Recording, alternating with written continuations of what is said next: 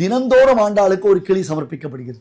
ஓ, தினமுமே பண்றாங்க. தினந்தோறும் ஆண்டாளுக்கு ஒரு கிளி சமர்ப்பிக்கப்படும்.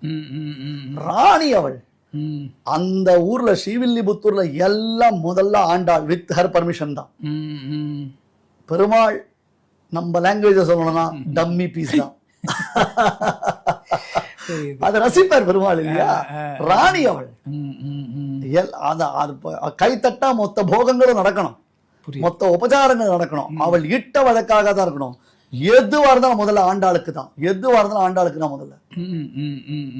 Super super super. அதனால்தான் பலாத்கிருத்திய புங்கே அப்படின்னா பெருமாளை நிர்பந்தம் பண்ணி அனுபவிக்கிறவள் அவள் அப்படின்னு அவளுக்கு பேர். அது அதனால ஸ்ரீவில்லிபுத்தூர்ல போய் சேர்க்கணும். இப்ப கூட அந்த ஆண்டாள் தன்னை பார்த்த ஒரு கண்ணாடி அப்படின்ற மாதிரி அந்த கிணறு இருக்குன்னு சொல்றான். ஜலம்தான் இல்ல அதுல. அப்புறம் ஆண்டாளுடைய நந்தவனம் இருக்கு. அத பெரியாழ்வார் ஆண்டாளை எந்த இடத்துல எடுத்தாரோ இப்ப அங்க ஒரு துளசி செடி வச்சிருக்கா. எந்த இடத்துல பெரியாழ்வார் பிராட்டியை கண்டெடுத்தாரோ அந்த நந்தவனம் ஒன்று இருக்கு.